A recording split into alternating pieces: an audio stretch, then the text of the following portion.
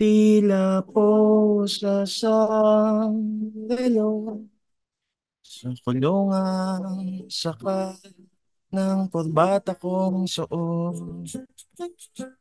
Kusang pagsuko sa umaga, piyansado sa hapon, 5 araw.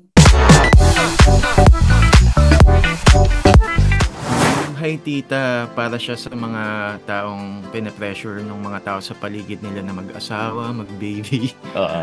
So, pero ano siya, hiram na story siya. Hindi ko siya story mismo. My story. Story ni Regil. Pero ayoko kasing maranasan yung mga sinusulat ko. Parang ang sasakit. Kaya yun siya. Career over relationship. Yung pinsan mo yun, di ba? Sa pinsan ko talaga actually. Tsaka sa mga friends ko din, pag nakakausap ko sila, yun kasi yung usually na topic.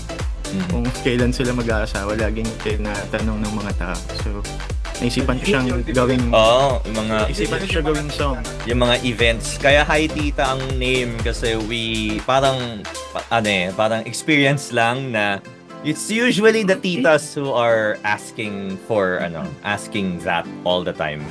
Yung dalawa sa amin, yung dalawa sa member namin, ayun, wag na lang natin sabihin na si Fort yun tsaka si Reggie.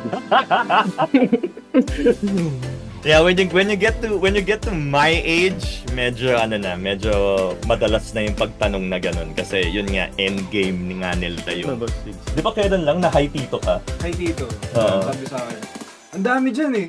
Ikaw lang may problema. So, ayun, gawin nyo lang yung kailangan nyong gawin sa buhay. Saka sabi nga sa lyrics. Priorities. Sabi nga sa lyrics mo, wala daw masama. Ayun, yun nga, yung lyrics, walang masama kung lamang ang kayod sa kilig. Yeah. Ang ganda lang ng message ng kanta. Kasi parang wala pang kantang dinededicate sa mga taong pine-pressure eh. Alam mo yan, wala pa eh. Parang this is a margin of people that we want the song to represent. Tsaka maiba lang yung story dahil mostly ng songs puro love song, puro tungkol sa ex. Yan, that's true. Puro sakitan. Ito medyo masakit lang. Medyo masakit pero feel good, alam mo yan.